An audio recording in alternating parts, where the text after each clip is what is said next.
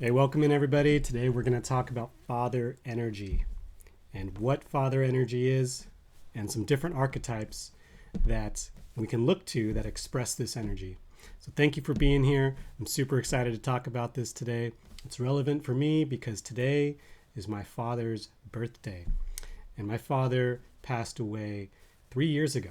So today I'm thinking about him a lot, and he is part of this video today. His energy is here. It lives in me. As all of us, we have the energies of our parents within us, whether we knew them or not. That is the truth. And we spend our lives trying to heal and understand how to work with those energies. So today we're going to talk about father energy. And I have 5 archetypes, 5 characters from popular culture, I guess you could say, of where these archetypes show up. So we have Mufasa, the father in The Lion King. We have Clark Griswold, the father in the National Lampoon series. We have Darth Vader, the father in Star Wars of Luke Skywalker. We have Gandalf, who is the spiritual father of the Fellowship in Lord of the Rings. And we have Morpheus from The Matrix, who is the father, you could say, of the group of people that had taken the red pill. So we're going to look into those today. We're going to break them down. We're going to feel into them and ask ourselves, like, where do these archetypes show up? So I want to start with a grounding here. I just invite you to check in with yourself. Notice in your body the sensations that are there. Noticing why you're here. Why is it that you've clicked on this video? Are you wondering about father energy? Are you working through father issues right now? Are you on a path of healing? I invite you to connect with what brought you here. And I'm so grateful to have you here as we look into this very important subject matter today. It's part of all of our lives. The father energy is very important as we all go on this journey of self-realization, of living our soul's mission. And that is why I am here. I was called today by Spirit to talk about this. And this is part of my journey too. So we're going to look into Mufasa from The Lion King. This is the noble king, father archetype. And if you've ever seen this film, you know that character and the presence that he had and the way that he made you feel. This is the purposeful, the visionary, the grounded father energy, grounded in that spiritual presence of legacy and purpose. And he offers that to his son Simba in the movie. And of course, Mufasa meets an untimely death, and Simba has to find that energy within himself to then come back as king of his kingdom. But first, he goes on a journey of discovery. It's a fantastic movie. And this energy of the noble king, it lives within you. It lives within all of us. And sometimes it's dormant. We can feel very distant from this energy. It's not one that's very common and celebrated in our culture. But it is in us nonetheless. And it can be cultivated. This energy is cultivated by inviting in that stillness, that calmness. Maybe you can put your hands on your shoulders and breathe deeply and connect with that energy of Mufasa within you. It's a very important energy to guide us towards our mission and to live our legacy. And it's not surprising that this energy was so important to that movie. So we're going to move on to the next energy. We're going to move into something that could be considered the opposite of Mufasa. Darth Vader from the Star Wars movie franchise. Darth Vader, the Shadow Father. The father that's led by anger, that's led by hate, that maybe has a mission, but that mission is a shadowy mission. Very powerful. This energy is very powerful, capable of inflicting damage and pain on epic proportions. And this archetype is, I would say it's actually more common, unfortunately, in our culture, that this archetype is, I wouldn't say it's celebrated, but it's definitely allowed. And it's in many ways encouraged. Many people identify with the energy of Darth Vader. I personally don't resonate deeply with that energy, but I can see the power in it. I can see the power that Darth Vader had. And again, this energy lives within us. This character emerged from that energy that lives within us. And we can be aware of that. I can feel it right now, and I invite you to do this, of feeling into where the Darth Vader energy lives in your body. I feel it in my hands. I feel it in my voice. I feel it in my head. It's a very heady energy, and the voice wants to say mean things, and the hands want to do damage, want to destroy what is not worthy, what is considered less than, and to abuse my power. That energy is in me, and I can be aware of it, and to notice when it is taking over. These are choices that we all can become conscious of on this journey of remembering this healthy father energy. So Darth Vader, very powerful archetype. The next one we're going to talk about here is Gandalf. Gandalf, the wise elder, the initiator, the spiritual father. This character is from the Lord of the Rings series. Many of you are familiar with Gandalf. I myself connected very deeply with Gandalf. I loved that character, and I discovered that film as a young boy in a time when I deeply needed that energy. It was not present in my childhood. It was not present in my circle of people. And you may have also experienced this lack of spiritually grounded father energy. And this energy is, just like all the others, extremely important for your development, for our development and becoming. This energy is able to hold the immensity of the spiritual, of the mystical, of purpose, and holding what is right, having a conscience, wielding power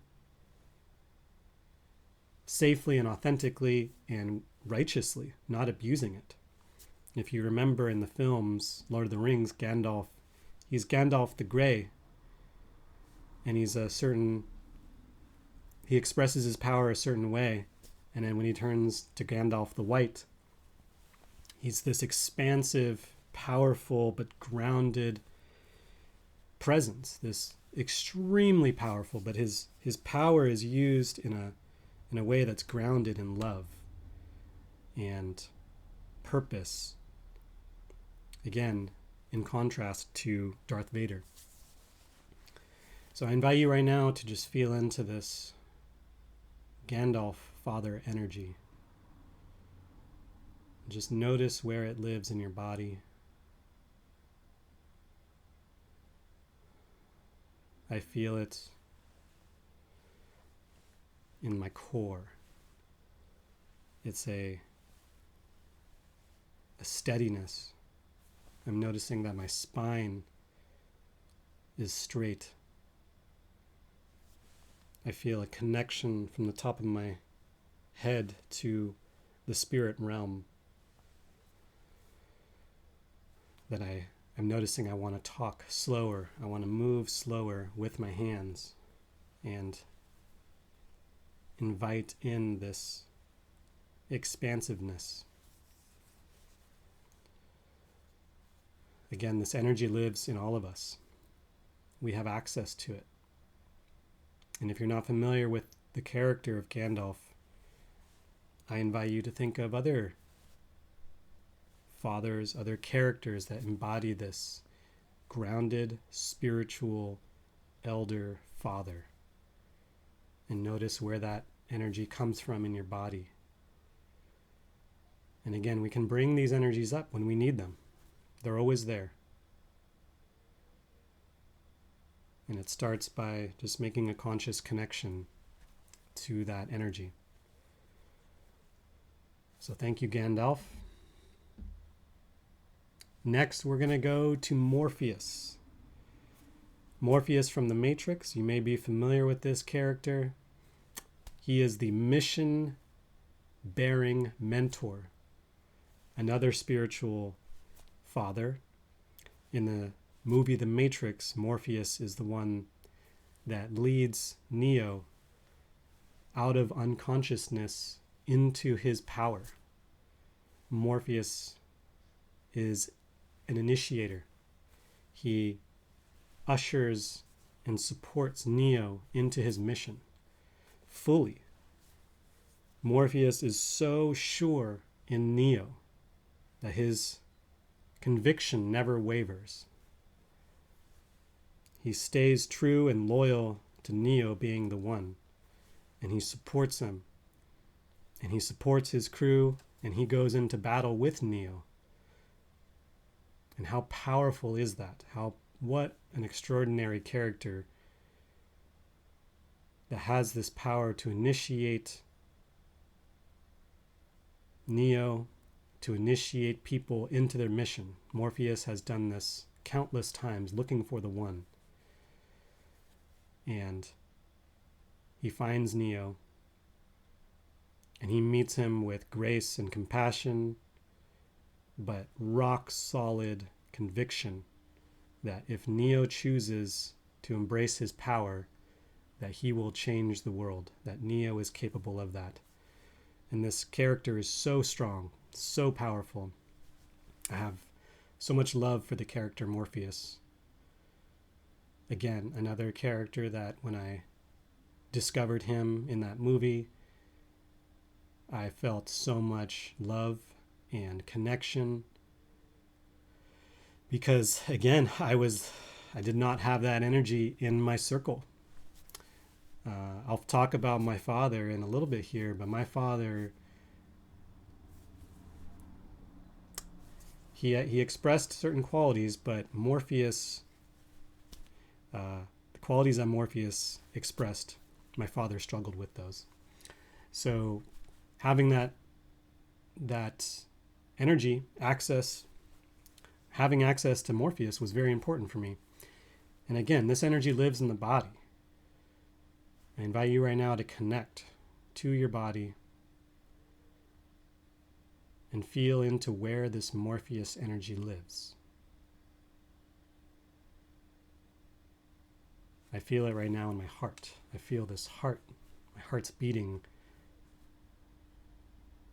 I feel this mission centered in my chest, this knowing, this deep knowing that the mission is important.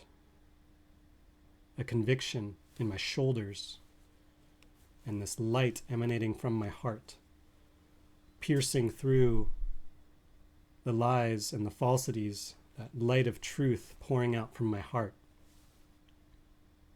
That each person that I encounter in this Morpheus energy can be the one, inviting people into their power, potentially for the first time.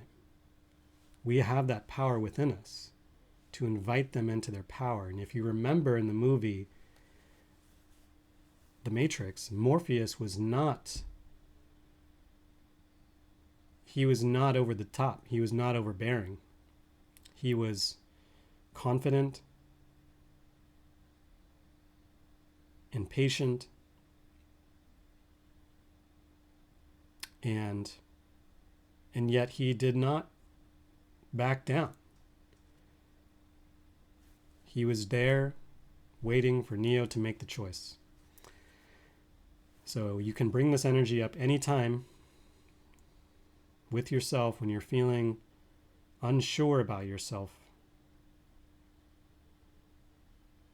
unsure about what to do next, whether or not you can take that new job or to start that business or to start that relationship, whatever it is. Bring up that Morpheus energy and offer that to yourself, that space to really feel the gravity of this choice of stepping into your power. That it's possible, but that you have to fully commit. This Morpheus energy is asking of you to fully commit to your mission and to your power. So feel that. Thank you, Morpheus energy. So we're going to end this list with one more archetype. A little bit of comic relief here. We're going to be talking about Clark Griswold from the National Lampoon movies. Many of you may know this character. This character is, he's a man who has good intentions, who loves his family, who is engaging with life, but this man he's not grounded in his mission. In the movies, Clark Griswold is all over the place. He tries his best to do right by his family, but he's all over the place. And he's doing things that are immature. He's not fully in his power. In fact, he doesn't even really know his full power. And he's a lovable character. I loved Clark Griswold. I loved those movies as a kid. And this archetype actually is the one that my dad was closest to in my judgment. And many around him would agree with this. My dad loved his family. He loved me. He loved life. He had a great job. He loved going to that job. He provided for us. He took us on adventures. And he did not know how to drop in to the deeper truth of what it was to be alive and what it meant to be truly connected and grounded in a spiritual, full human experience. In the movies, Clark Griswold, he's doing his best. He's trying to show his love to his family, but it's all over the place, and it's a really funny film. It's a really funny film franchise. I love those movies, and yet there's a part of me as I watch it that just feels pain because I know that Clark Griswold as a character and as an archetype is not a fully realized man. And it's really hard to accept that this archetype, as loving and lovable as it is, it's a man that doesn't have connection to his mission. that is living in this external reality and grasping at these experiences and these ideas, but he's not fully grounded in his mission. And I can look at my dad and I can see him truly as a whole person, and even beyond my experience of him, into this like spiritual world. And I know my dad was more than Clark Griswold. And that in this life, that is mostly how my dad expressed himself, as that archetype. And so we can access that archetype anytime. It's a goofy, it's a playful one. It's kind of a disconnected from the seriousness or the groundedness of life. And that's fine. We can all go there. In fact, I do that a lot just to experience that comedy. And I realized that these other father archetypes, particularly the Gandalf archetype, the Morpheus archetype, and the Mufasa archetype, are so incredibly important for me to cultivate. And I invite you to ask yourself right now, where in your life are these archetypes playing into your world? How do you embody these archetypes? And which ones do you want to embody more? And which ones do you want to embody less? And there's so many others too. I just picked 5 for this video.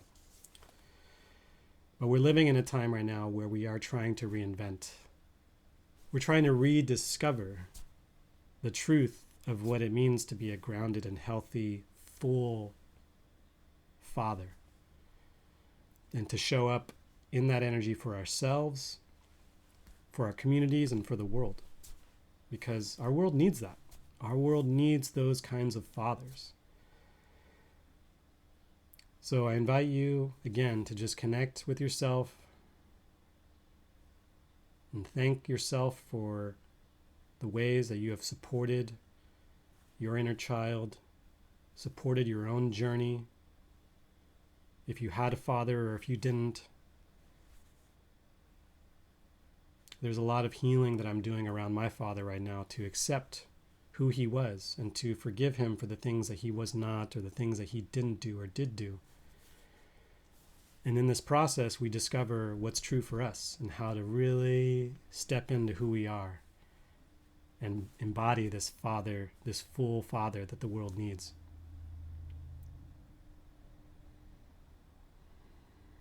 So with that, I want to thank you for watching. Again, this is super important. We're all trying to remember. We're all trying to learn this stuff. I honor you for being here and sticking through to the end. And I'll see you in the next video. Thank you.